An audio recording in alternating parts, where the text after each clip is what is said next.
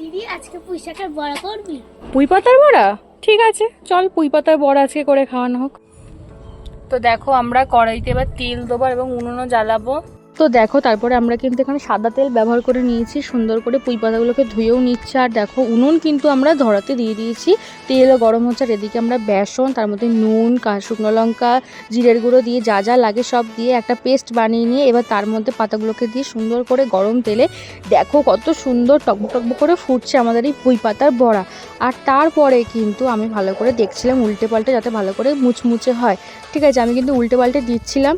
তো জানি না কেমন হবে খেতে, খুব টেনশন হচ্ছে। তো ভাজা হয়ে গেছে অলমোস্ট, আমি তুলে নিচ্ছি, ঝাঁঝরি দিয়ে ছেঁকে তুলে নিই। আর দেখো বোনের রিয়াকশানটা কী হয় দেখা যাক।